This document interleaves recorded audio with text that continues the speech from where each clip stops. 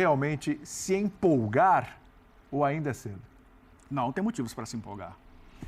É claro que o campeonato do Bahia é um campeonato de disputa de competições internacionais. O Rogério Ceni deixou isso claro, inclusive, no início da temporada. O Bahia fez um primeiro semestre sem títulos, né? Perdeu o estadual para o Vitória e caiu na semifinal da Copa do Nordeste para o CRB jogando em casa, empatando por 0-0 e saindo nos pênaltis. E começa o Campeonato Brasileiro e a Copa do Brasil, não esqueçamos, né? O Bahia também está entre os 16.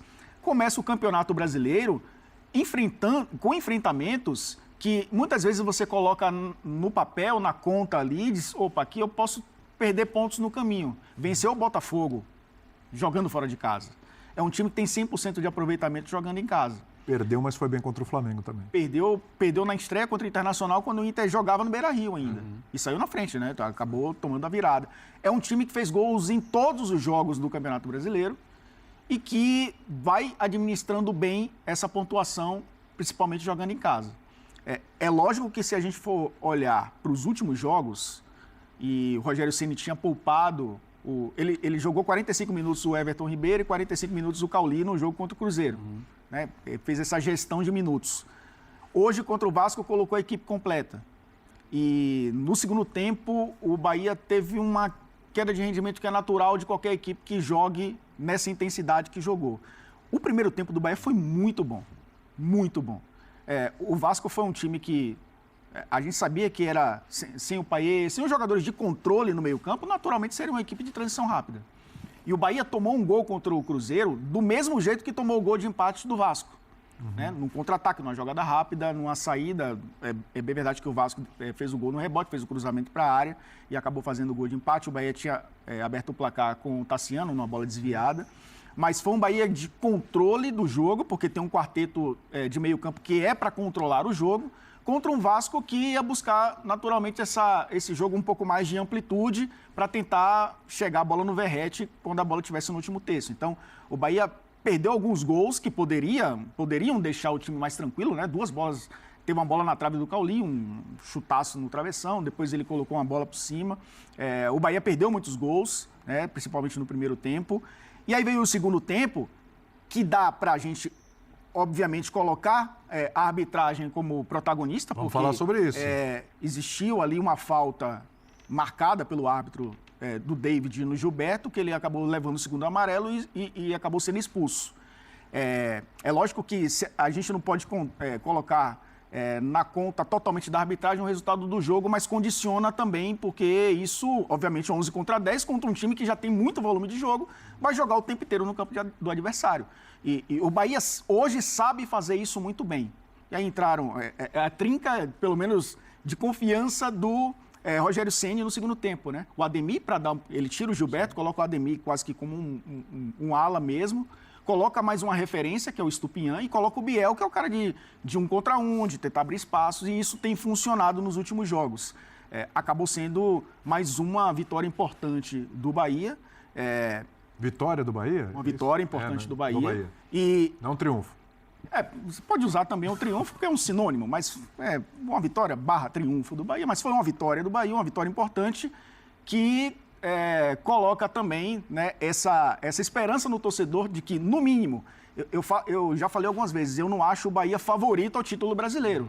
Mas hoje o Bahia se coloca como candidato à liderança do Campeonato Brasileiro. Você fala isso, porque é o seguinte, o ano passado, a grande surpresa do primeiro turno, já nesta rodada, era o Botafogo, certo? Sim. Hoje dá pra gente dizer que a grande surpresa, não que ninguém esperasse um bom desempenho do Bahia, mas é uma surpresa, tá ali na ponta. O Botafogo tinha mais pontos que o Bahia, né? No ano passado foi uma coisa assim de louco que o Botafogo fez no primeiro turno e foi de louco também que fez no segundo turno, só que é o contrário. E hoje eu ouvi Breiler Pires dizendo o seguinte, que o futebol praticado hoje pelo Bahia é melhor do que o futebol praticado pelo Botafogo ano passado no primeiro turno, comparando os dois bons momentos. Eu gosto mais também. É isso mesmo? Eu gosto mais também. Eu acho que ele domina mais os adversários, né? São resultados menos dependentes de defesa e contra-ataque. Cede menos chances, cria mais. Você quer um exemplo, assim? Quantas vezes se discutiu, estava até revendo a escalação de hoje, que, não dá para jogar Jean Lucas, Caio Alexandre, Everton Ribeiro e Cauli, né? Esse meio-campo é muito bom tecnicamente, mas ele vai ser muito frágil, ele vai conceder muita coisa.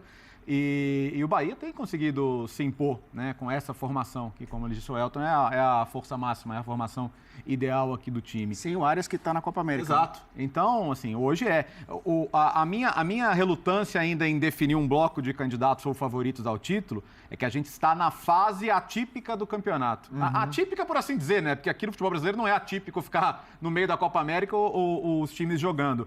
Mas quando estiver todo mundo com força máxima, a gente talvez entenda melhor qual que é o teto de cada time. Mas, se você tirar Palmeiras, Flamengo da equação, eu acho que o Bahia está num grande bolo ali, do qual ele não pode sair. A gente só vai saber esse pacote, esse grupo de favoritos de fato, o tamanho das forças, quando fechar a janela de transferências, porque ela pode ter um impacto enorme, mas eu acho que se, como o Calçado gosta de dizer, hoje, 27 de junho de 2024...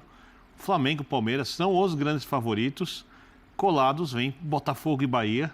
O Atlético Paranaense estaria se o Cuca não tivesse. Um time que não dá para você descartar. Se o Cuca não tivesse largado o clube, não dá para descartar o Atlético. E eu estou quase largando o Inter, que eu teria colocado no começo. Os outros times não dá nem para cogitar serem campeões. Então dá para ter uma noção dos que tem pouquinha chance razoável, chance um pouco maior.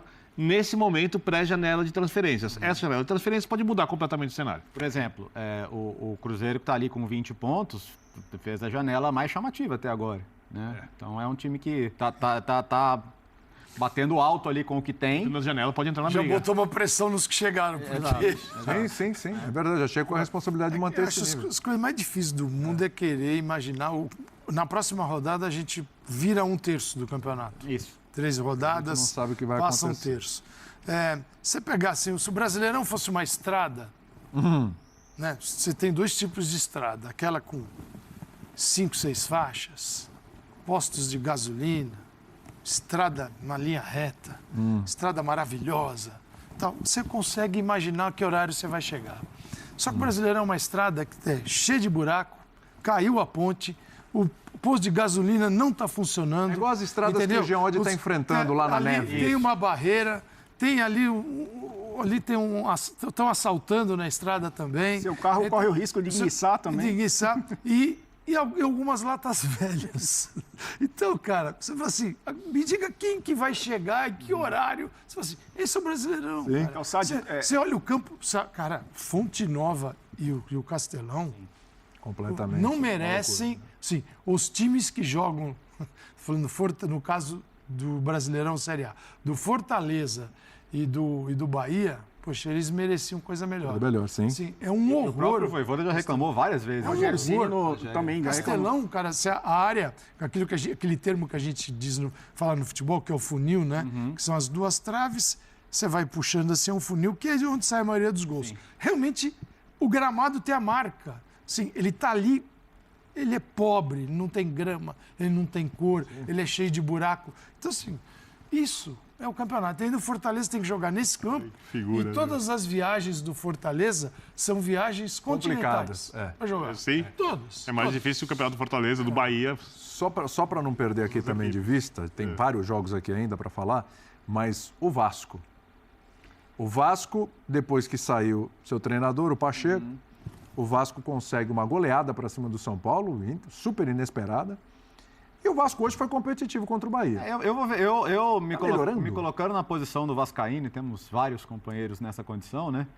Eu vou ver o copo meio cheio hoje, porque de fato competiu, ficou no jogo. A expulsão do David, o segundo cartão amarelo é totalmente fora de lugar para mim, porque foi uma falta de jogo, uma falta que existiu, mas não houve qualquer, nem maldade, nem má intenção, é um movimento de disputa ali. Várias disputas acontecem de sobrar uma mão na cara, isso aí não é nem imprudência, é um movimento normal do corpo ali. Então não consigo ver a lógica dessa expulsão. Acho que a arbitragem tem que trabalhar em conjunto nessas jogadas. Se o juiz não viu por causa da posição dele, o quarto árbitro está ali, ele faz parte da equipe de arbitragem, ele pode ajudar também, os auxiliares, enfim. Tem que trabalhar em equipe para chegar à melhor decisão, já que o VAR não pode interferir nesse tipo de jogada. Mas, independentemente disso, mesmo que tivesse perdido 11 contra 11, o Vasco foi ao campo de um dos melhores times do campeonato e fez jogo. Vamos lembrar o que foi o Vasco naquela sequência dos 4 jogos do Álvaro Pacheco, né? Um time sem, assim, Não era um time.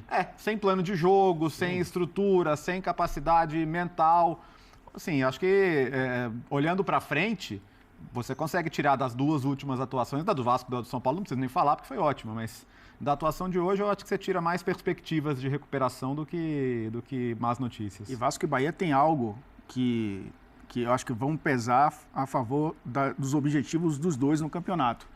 Temos 14 equipes envolvidas em competições internacionais. Todos os brasileiros vão disputar pelo menos 2 jogos em mês de semana em que eles estarão descansando, treinando, recuperando, entrosando, né, fazendo o time funcionar melhor.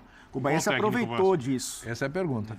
Mas independentemente do treinador. Sim, o tempo tem. O tempo vai existir, né? E eu acho que até o treinador que aceita vai observar isso. Mas para o treinador poder usufruir disso, ele tem que estar lá. Não pode ser uma coisa. Não pode ser uma coisa. Okay. E saber usar o tempo, que já vi técnicos que.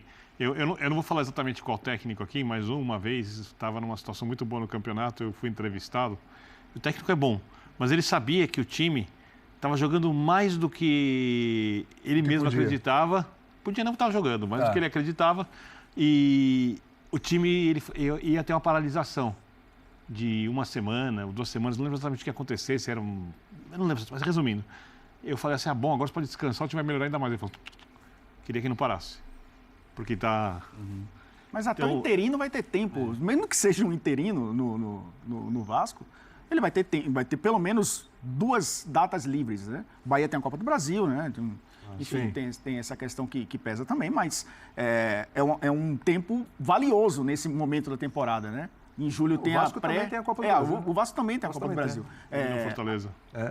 A questão é você utilizar 2 semanas cheias que são valiosas num calendário, como o Calçade falou, que é uma estrada totalmente caótica. Então, eu acho que isso pode também ajudar as 2 equipes. E ainda, no caso do Vasco, independentemente de ter um técnico ou não, é tempo, né? Que é algo valioso. O Vasco, depois da saída do Álvaro Pacheco, ele parece que ele tem mais resistência. Ele conseguiu, no caso do Bahia, está enfrentando um dos líderes do campeonato. Né? Não é algo assim simples. Né? Ele não disputou o jogo contra uma equipe da zona do rebaixamento. Ele conseguiu resistir. E bem, ele só tomou o segundo gol depois de ficar com um jogador a menos. No final do jogo. Pode ter aí pode ser uma saída. Eu acho que é como usar isso, mesmo sendo uma derrota, dentro do vestiário. Pegando a vitória passada, esta resistência, às vezes você tem que dar uma dourada na pílula para os jogadores para levantar. E eu acho que o Vasco tem elementos para fazer isso. O que é surpreendente até, porque parecia numa rota, assim, ele estava em parafuso e assim, não acontece nada com o Vasco, o que aconteceu. Sim. Então é possível, acho que pode ser que o Vasco tenha um caminho aí para começar a tentar escalar aí a zona do rebaixamento. Que ele já está ali na 15ª. Ali mas está fora. Mas está fora. E tem gente pior. Está né? fora. O Vasco o Fluminense tem 6, o Vasco tem 10 pontos, já são 4. O Vasco, esses pontinhos que ele vai beliscando, vai ajudando. Agora, para quem foi importante ganhar 3 pontos hoje também foi o Atlético Mineiro, hein? Porque tem uma colinha. Não, eu tenho que ter uma colinha aqui, porque não é. O número de